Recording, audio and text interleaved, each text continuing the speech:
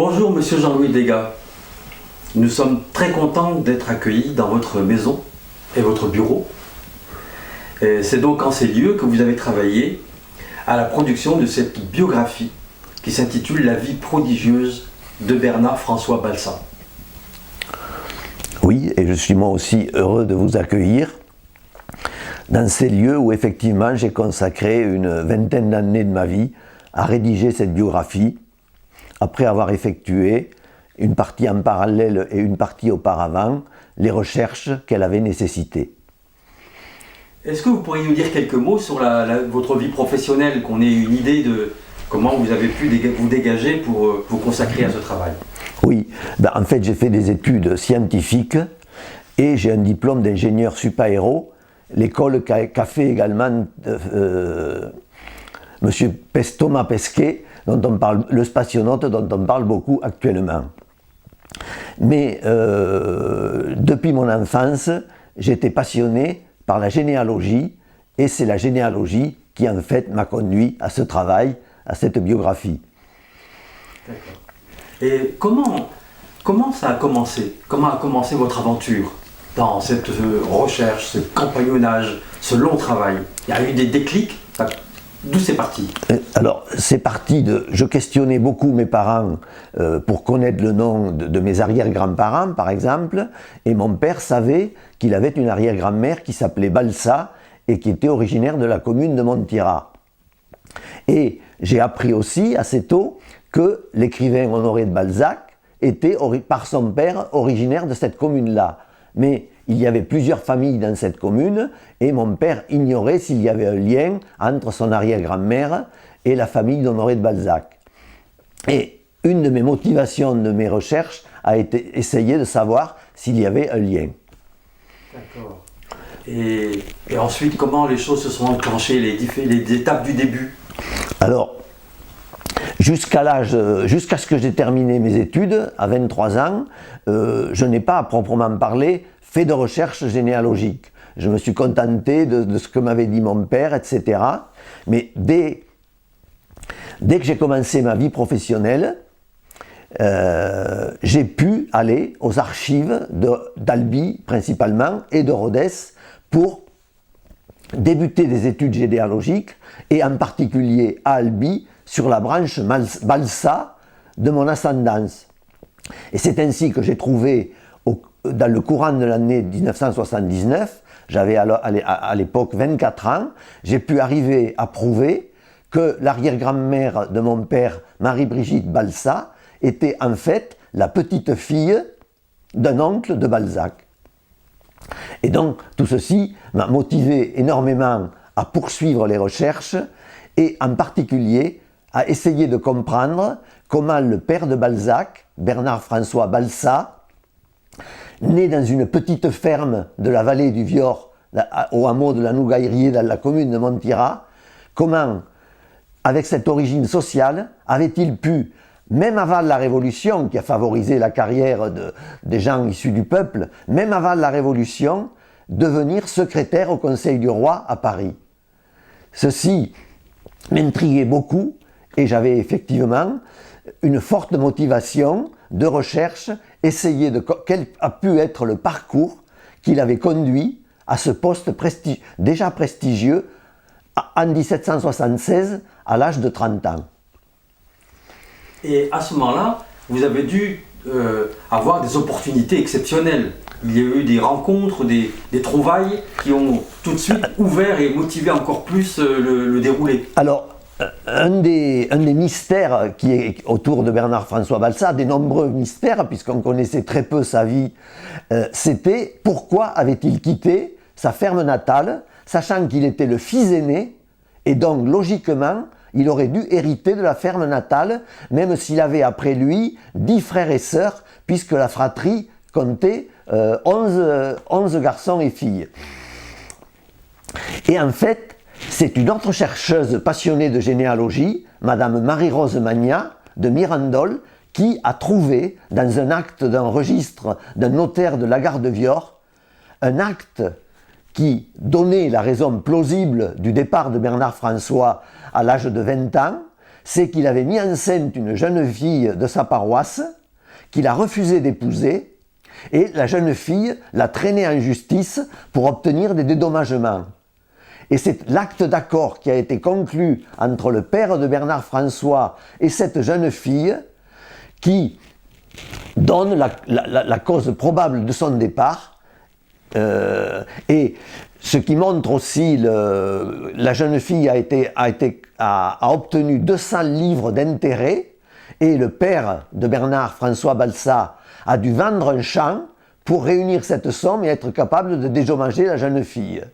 Et donc, c'est suite à cette...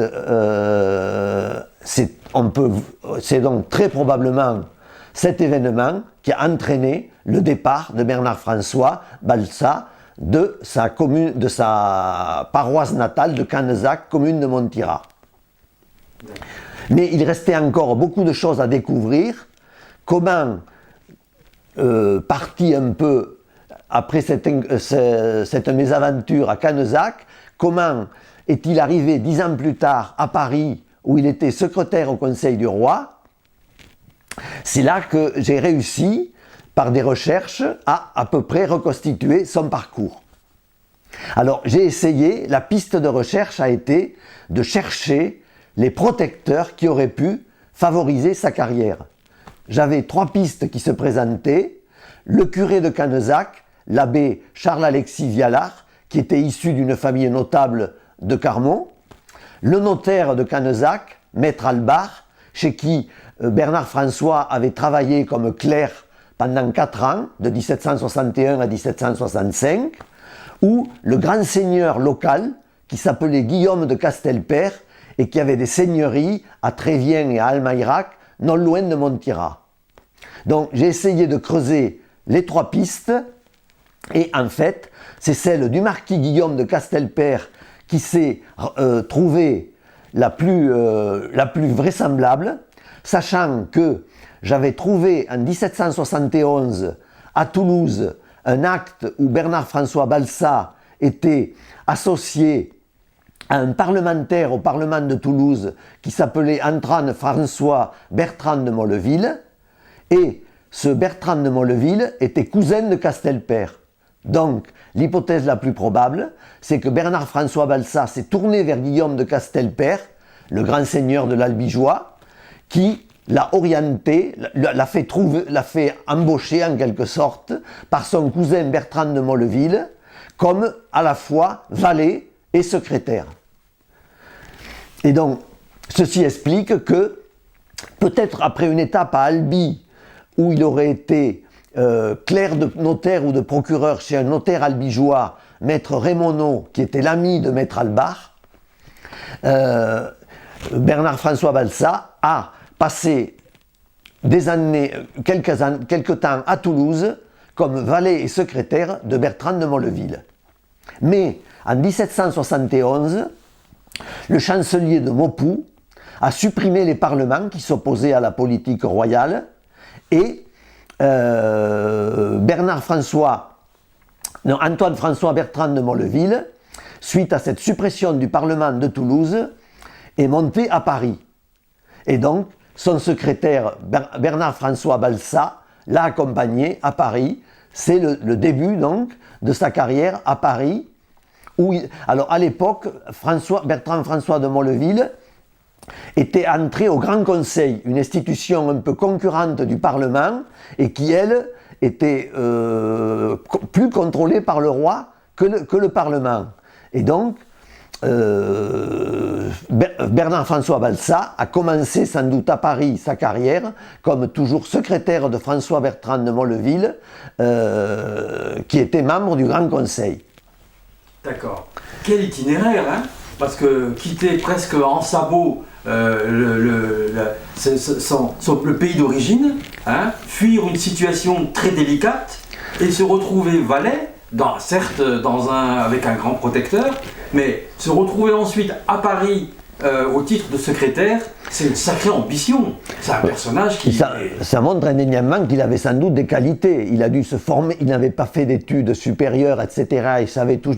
Il avait tout juste appris à lire et à écrire à Canezac, sans doute, avec l'abbé Vialard. Donc ça montre une capacité d'auto-formation prodigieuse. Alors il n'était pas seulement valet de Bertrand de Molleville, il était valet et secrétaire. Et donc ce qui montre Bertrand de Molleville avait déjà jugé capable d'être secrétaire, d'être son secrétaire. Donc cette étape parisienne, elle devient déterminante. Et est-ce qu'à ce moment-là, il y avait toujours des liens avec le pays, ou est-ce que quelque part il y a eu une rupture? On l'ignore. L'hypothèse de la rupture il semble avoir donné très peu de nouvelles à sa famille. Il semble avoir quand même gardé quelques liens avec son frère cadet, Jean Balsa, qui avait 2 ans de moins que lui. Il était né en 1848. Parce qu'il semble avoir eu besoin de documents, d'actes de baptême. Et donc, il a sans doute fait appel à son frère cadet, Jean Balsa, pour obtenir ces actes de baptême auprès du curé de Cannezac, dont il avait besoin à Paris. Donc, il semble que c'est avec ce frère le plus rapproché en âge qu'il a toujours maintenu des liens. D'ailleurs, ce frère est venu le voir à Paris en 1789 ou 90. Alors, ce qu'on peut aussi dire de ce frère, c'est que, comme Bernard François avait quitté le pays, l'Albigeois, c'est son frère cadet après lui, Jean Balsa, qui était destiné à reprendre la ferme natale de la Nougaillerie. Mais il se trouve que Jean Balsa a fait un assez beau mariage, puisqu'il a épousé une jeune fille de Cannezac, qui s'appelait Marie-Brigitte Lacombe de Blanchefort, qui avait une ferme assez importante et qui était fille unique. Donc, Jean Balsa n'a pas hérité de la ferme de la Nougaillerie, il a été pour gendre à la Régaudier chez son épouse. Et il se trouve que la mère de l'épouse de Jean Balsa, Marie-Brigitte Lacombe de Blanchefort, appartenait à une famille Lacombe, dont sous la Révolution, un cousin germain de Marie-Brigitte Lacombe de Blanchefort, qui s'appelait Jean-Pierre Lacombe Saint-Michel, il avait supprimé la particule à la Révolution, est devenu député du Tarn. Donc, à la Révolution, Bernard-François Balsa va changer de protecteur, il abandonne le royaliste Bertrand de Molleville, pas tout de suite, puisqu'il sera secrétaire toujours de Bertrand de Molleville, lorsque celui-ci va devenir ministre de la Marine en 1791. Mais il perd cette charge de ministre en 1792, et à ce moment-là, Bernard-François Balsa va se tourner vers le député Lacombe Saint-Michel, qui joue un rôle important et qui est le cousin germain de la femme de son frère. Donc, en fait, il opère en 1792 Bernard-François Balsa, qui a changé depuis à peu près 1780 son nom de Balsa en Balzac. Il opère, on peut dire, un retournement stratégique du point de vue idéologie. Il abandonne de servir un royaliste pour devenir l'ami, enfin, il est toujours d'ami grâce à Lacombe Saint-Michel, qui le fait rentrer dans les subsistances militaires. Donc, nouvelle carrière de Bernard-François Balzac à partir de 1792-93, comme, pas employé, mais déjà un poste assez important dans les subsistances militaires, qui lui fera faire des déplacements en Bretagne, à Bordeaux et en Touraine. Et en 1795, il va être nommé à Tours, avec un poste de directeur des subsistances militaires pour la région militaire qui avait son chef-lieu à Tours. Et donc Tours, immédiatement, le lien, il sera toujours à ce poste-là lorsque son fils Honoré, Balzac, naîtra à Tours en 1799. Mais entre-temps, Bernard François s'est marié en 1780, alors qu'il a 53 ans, en 1797, avec une jeune fille parisienne dont le père, qui s'appelait Claude Salambier, était le supérieur hiérarchique de Bernard-François Balzac. Donc, et qui était plus jeune que lui d'un an. Mais la jeune fille, elle, avait 19 ans. Donc, à 53 ans, il épouse la fille de son supérieur hiérarchique. Il en a un premier fils en 1798, né le 20 mai 1798, qui s'appelle Louis Daniel, mais qui meurt en bas âge alors qu'il avait été, semble-t-il, nourri par sa mère. Et un an plus tard, jour pour jour, le 20 mai 1799, naît un second enfant qui lui sera baptisé Honoré et qui, contrairement au premier, va être mis en nourrice. Et c'est donc Honoré Balzac, encore sans particule, mais le père avait déjà officialisé le changement de nom en Balzac, dont Honoré est bien né sous le nom de Balzac et non de Balsa.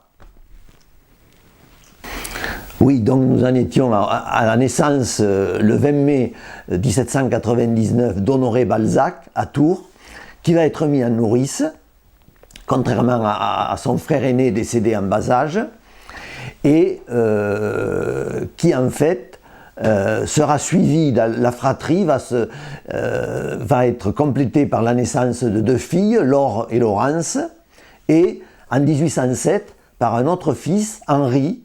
Mais pour ce fils Henri, il y a un doute sur la paternité et on considère en fait qu'il était le fils naturel, que son père naturel était Jeanne de Margonne, chastelaine de Sachet, qui était devenue l'amant de Madame Balzac, mère.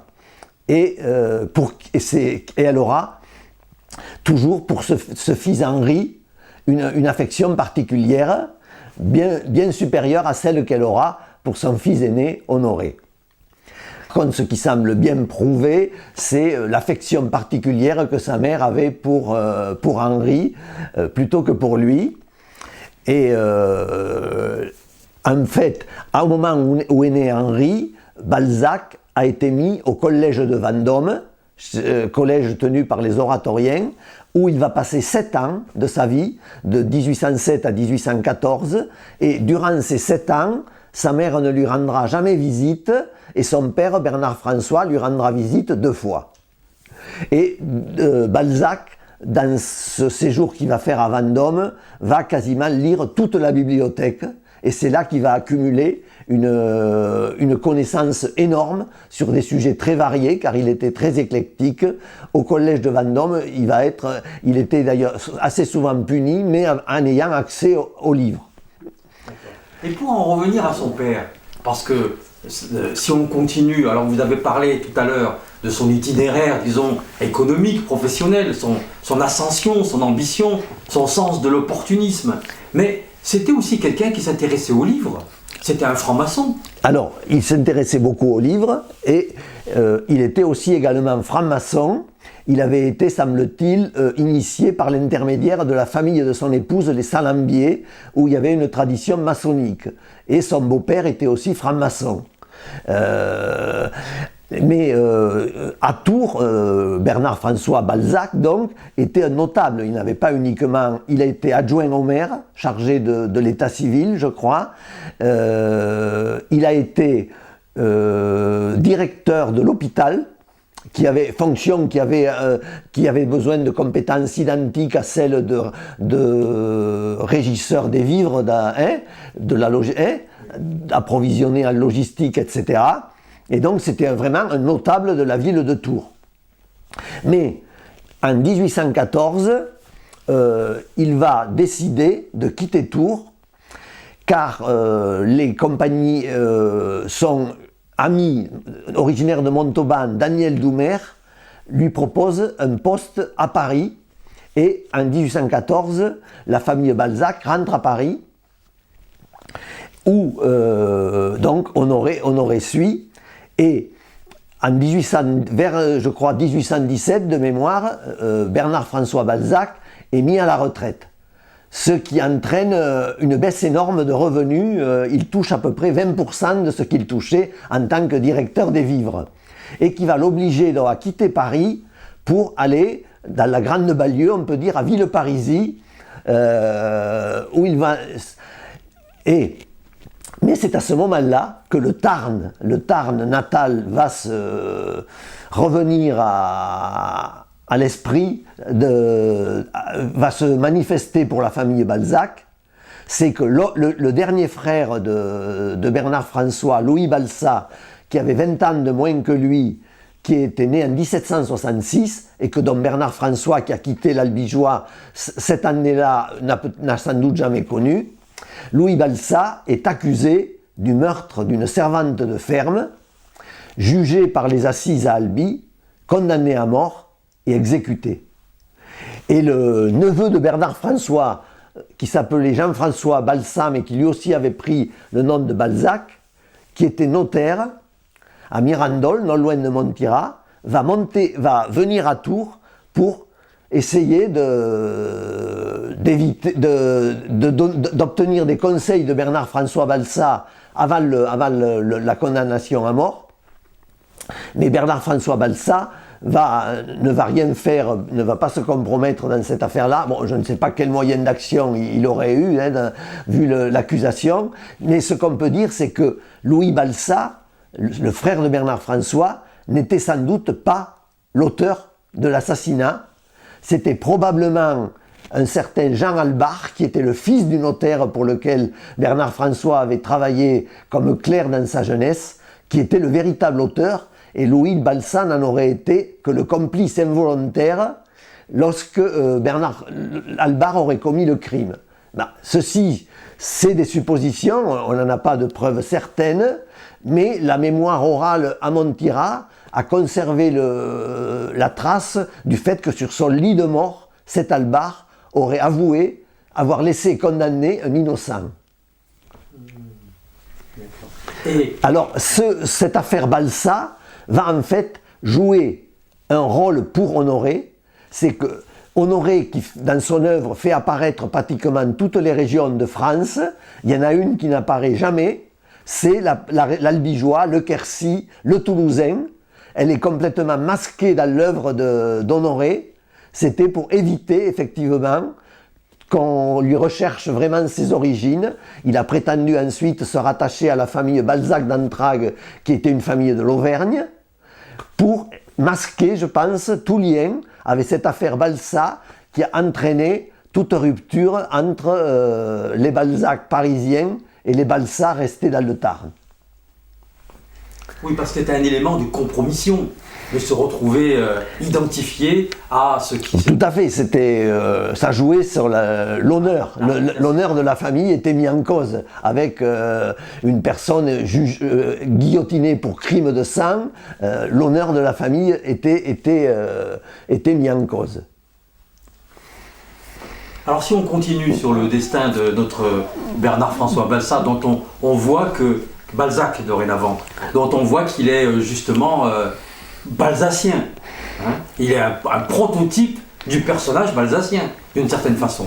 Oui, alors je pense qu'il a influencé certains personnages balzaciens, aucun directement, pour tel trait pour tel personnage, tel autre trait pour un autre personnage. C'est un peu un kaléidoscope, la façon dont Balzac joue avec la réalité.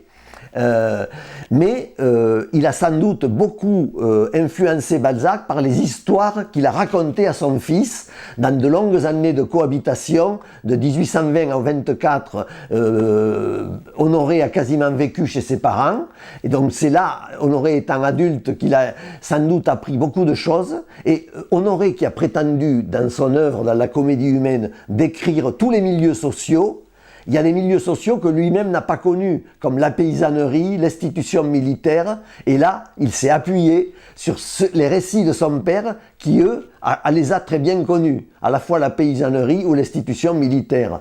Donc, il a été pour son fils une source importante d'informations.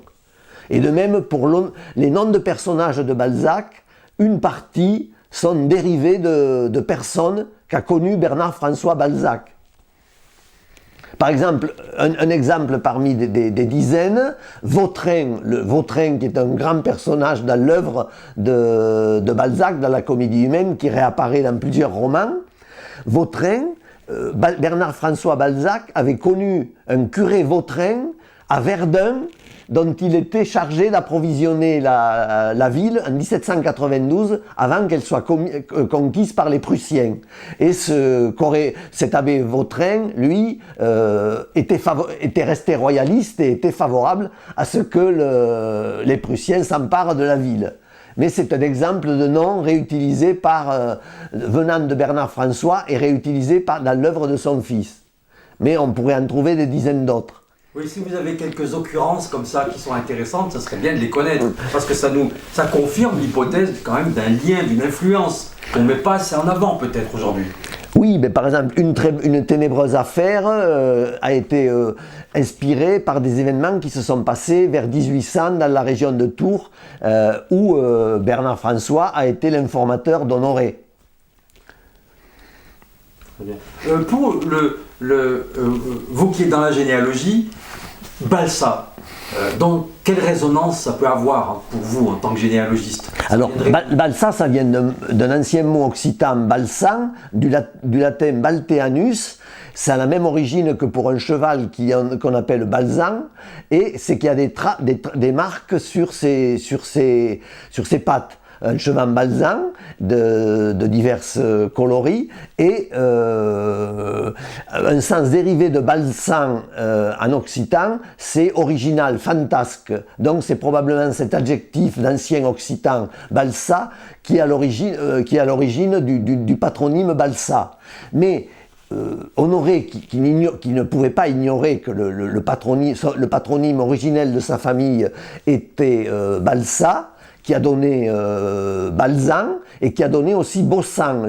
Pour un cheval, Balsan, c'est un cheval Bossan. Et c'est peut-être là l'origine du nom Bosséan. Une grande famille de la comédie humaine s'appelle Bosséan. Il est possible que ça soit un jeu de mots avec Bossan, qui est la forme française de l'occitan Balsan. Très intéressant. Alors si on continue toujours sur Bernard François Balzac, oui. Si on continue sur lui, donc là on était à Paris, on était à sa retraite qui a réduit son train de vie, et comment se continue la suite? Alors, après Villeparisis, où il a été, pour se rapprocher de sa fille, vivre à Versailles dans les années 1825. Et c'est là que on a une source unique et on n'a pas de précision, mais il semblerait qu'à l'âge de 80 ans, il aurait mis enceinte à nouveau une fille qu'on n'a pas identifiée. On n'a pas trouvé de naissance d'enfant naturel à cette époque. Donc là, c'est par une lettre de la femme de Bernard François Balsa qui laisse entendre effectivement que Bernard François Balsa, qui aurait conservé toute sa virilité, à 80 ans, aurait mis à nouveau enceinte une jeune fille, mais on n'a pas les détails si le fait est certain. Mais, semble-t-il, il était passionné on va dire, de maintenir sa santé, et il a une passion pour les centenaires, enfin, il s'intéressait à toute cette approche pour préserver sa santé le plus longtemps possible. Tout à fait. Il suivait des méthodes qui avaient été mises au point par des personnes pour devenir centenaire. Il avait adhéré à la caisse Lafarge, dont il espérait être le dernier survivant et rafler toute la mise. Et c'est un aspect qui a aussi joué dans l'œuvre d'Honoré, qui a écrit l'élixir de longue vie, où il s'est peut-être inspiré d'ouvrages qu'il y avait dans la bibliothèque de son père. Donc, sans doute une riche bibliothèque. Oui, Bernard François Balsa passait une grande partie de son temps dans sa bibliothèque. Il était en particulier passionné de la Chine, par la Chine. Parce que quand il était secrétaire au Conseil du roi, il avait un ministre de l'époque, Bertin, c'est lui qui avait commencé à introduire les chinoiseries, la mode des chinoiseries, de l'histoire chinoise. Et c'est probablement de cette époque-là que datait l'intérêt de Bernard François pour la Chine et les ouvrages entre-temps.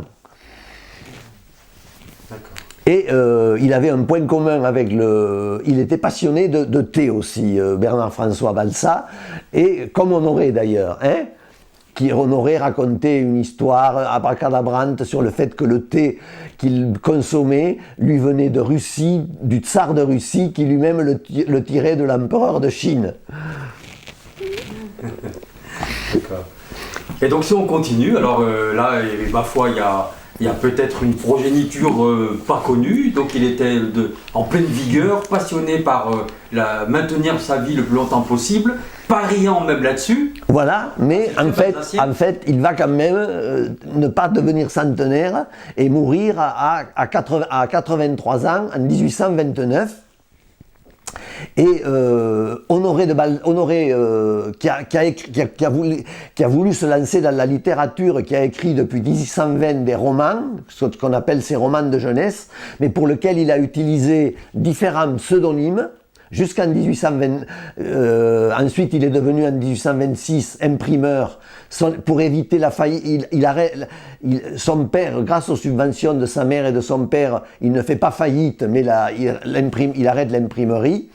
Et c'est à la mort de son père en 1829 que Honoré renonce à ses pseudonymes, et son père étant décédé, qui était l'homme important de sa famille, c'est lui qui maintenant le devient, et c'est en 1829 qu'il écrit sa première œuvre du nom de Balzac.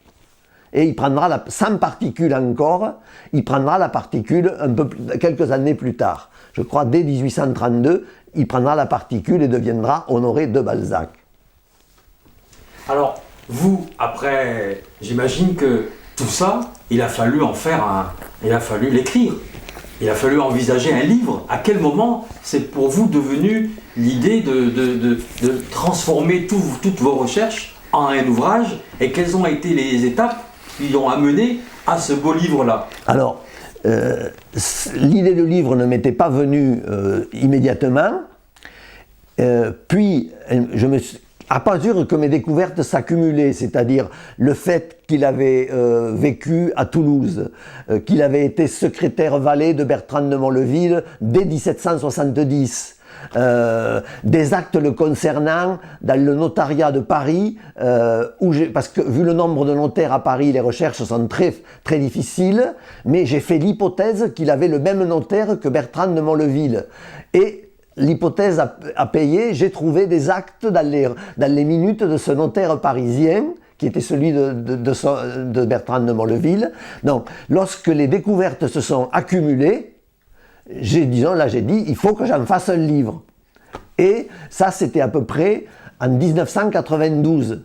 Donc, à partir de 1992 à 1996, j'ai rédigé, on peut dire, le livre, en utilisant ces recherches que j'avais déjà faites avant 1992, mais j'ai quand même en parallèle continué sur quelques points où j'avais besoin de compléter mes recherches. J'ai quand même continué en parallèle quelques recherches pour arriver à avoir une biographie complète sans trop de trous. Et qu'on comprenne la logique un peu, la logique du parcours. Les protecteurs, bon, il a toujours joué sur des protecteurs, le marquis Guillaume de Castelpère, Bertrand de Molleville, Lacombe Saint-Michel, Doumer, dont on n'a pas parlé, Daniel Doumer, qui a été souvent son employeur, qui était originaire de Montauban, qu'il a sans doute connu à Paris, et d'ailleurs, le prénom Daniel et le prénom du fils, Louis Daniel, le prénom Daniel venait de ce Daniel Doumer. Donc, lorsque j'ai eu assez de rédiger, disons, le livre, on peut dire que j'ai cherché un éditeur, et le livre faisant 600 pages, j'ai eu beaucoup de mal à trouver un éditeur, je l'avoue. En fait, j'ai fait 45 lettres d'éditeurs. J'ai eu une dizaine d'éditeurs qui m'ont demandé le manuscrit. Et bon nombre, plusieurs, m'ont demandé de le réduire de moitié, de 600 à 300 pages à peu près, qui était le volume moi, je m'y suis refusé parce que je ne voyais pas ce que je pouvais supprimer. Tout est nécessaire rien n'est inutile finalement. Et c'est finalement un éditeur aveyronnais, M. Maurice Subervie, que je remercie encore, qui a accepté de publier l'ouvrage, ce qu'il n'a pas regretté, puisque l'ouvrage s'est épuisé en un ou 2 ans, quasiment. Bon, on le remercie aussi, cet éditeur, parce que grâce à lui, on peut disposer de votre travail. Et quels ont été ensuite, vous avez fait un peu de promotion, quel a été votre lien avec l'environnement balzacien? Alors, j'ai fait assez peu de promotion. J'étais membre de la Société des Amis de Balzac, qui m'a proposé de faire une conférence sur le livre. J'ai fait aussi des conférences dans le Tarn.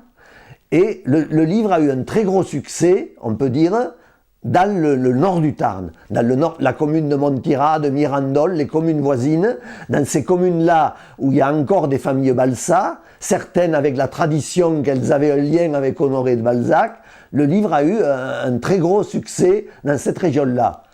À Paris, dans le milieu balsacien, il a eu, je dirais, un succès moindre, ce que j'explique par le fait, je suis obligé de le dire, que je ne suis pas universitaire et que je n'ai pas été pris vraiment au sérieux du fait que je n'étais pas membre en quelque sorte du sérail. D'accord. Je pense que maintenant, avec un recul de 20 ans, le livre a été un peu réhabilité dans ce milieu-là et qu'il est souvent cité désormais dans les ouvrages qui sortent concernant Balzac. Tout à fait. Tout à fait. Pour en venir au lien entre, puisque vous les avez faits, puisque vous-même vous êtes originaire de la région, et que ça vous a très tôt interpellé dans votre propre histoire de vie. Et donc je me disais, pensez-vous, ressentez-vous, après tout ce travail, qu'il y a toujours des liens entre l'œuvre de Balzac, la comédie humaine, par le biais de son père? Est-ce qu'il y a toujours des liens, quelque part, dans l'imaginaire, dans un lien particulier avec cette région de la vallée du Vior? Feriez-vous des liens, vous? Oui, il y a un lien, par les milieux sociaux qu'a connus son père. Balzac décrit des milieux sociaux qu'il a connus par l'intermédiaire des récits de son père, ça c'est sûr, l'institution militaire, la paysannerie, etc. Pour l'onomastique balsacienne, les noms de personnages, il y a aussi une partie qui est due à des noms de la région du Tarn, mais souvent masqués, déguisés. Par exemple, il y avait un député tarnais à la Convention qui s'appelait Rochegude, l'amiral de Rochegude. Balzac avait donné dans une première édition ce nom à un personnage, ensuite il l'a remplacé par Rochefide, parce que Rochegude était trop explicite, et en raison de l'affaire Balsa, il a masqué des noms. Un personnage qui s'appelait Candour, un notable qui avait eu un lien avec l'affaire Balsa, Balzac a nommé un personnage Chandour, c'est-à-dire il change la haie, qui peut être une variante de ce nom-là. Donc, il y a, je pense, une influence, les noms de personnages de Balzac, une partie qui n'est peut-être pas la principale, qui est modeste quand même, mais réelle, est due à la vallée du Vior. Mais l'influence principale, je dirais, c'est la description de milieux sociaux, de récits, d'intrigues, par le père durant les 4 ou 5 ans où ils ont cohabité de 1820 à 1825. Alors, un élément qui caractérise la vallée du Vior, c'est aussi un lieu plein d'imaginaire, plein de légendes, qui est très singulier dans la région. Et est-ce que vous ne pensez pas que, quelque part, l'intérêt de Bernard-François Balsa pour la maçonnerie, pour des éléments assez mystiques, assez fantastiques, et qu'on retrouve ensuite chez Balzac. Donc, est-ce qu'il n'y a pas, on ne pourrait pas faire l'hypothèse d'un élément de continuité dans cet imaginaire-là? Oui, tout à fait, mais je dirais que pour cet aspect-là, les deux parents de Balzac ont joué un rôle, parce que aussi la mère était également passionnée par ces sujets-là, et donc à la fois le père et la mère, donc c'est toute une partie de l'œuvre de Balzac. Balzac, on le considère comme le maître du réalisme, mais ce n'est qu'une dimension de son œuvre. Il y a aussi une version ésotérique, une version qui est mystique en quelque sorte aussi, dans l'œuvre de Balzac, avec des œuvres comme Séraphita, etc. Et donc, Balzac, en fait, c'est ce qui fait que c'est un génie multiforme. Il sort du réalisme, mais c'est aussi un maître du réalisme. C'est ça, tout à fait. Et en ce sens-là, il nie pas les racines très rurales, très réelles, très concrètes de ses origines en réalité. Mais c'est vrai qu'il y a derrière, et c'est la particularité de la vallée du Vior, toute cette partie fantastique et imaginaire, avec la peau de chagrin, toutes sortes de textes qui nous donnent le sentiment qu'il y a un fond commun chez les Balsa, qui est mis en valeur aussi par Honoré de Balzac. Voilà, et là il faut citer l'écrivain occitan Jean Boudou, dont la mère était une Balsa, donc je pense aussi que le fait, cette parenté éloignée avec Balzac, a joué un rôle sur le fait qu'il soit devenu écrivain, et c'est vrai que Boudou était effectivement,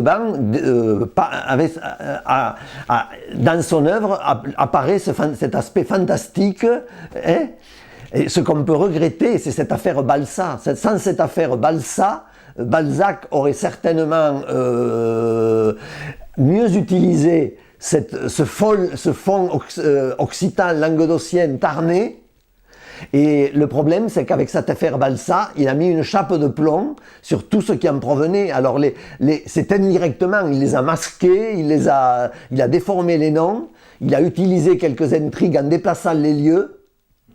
Donc, c'est vrai que cette affaire Balsa a masqué des influences qui auraient été plus directes sans elle.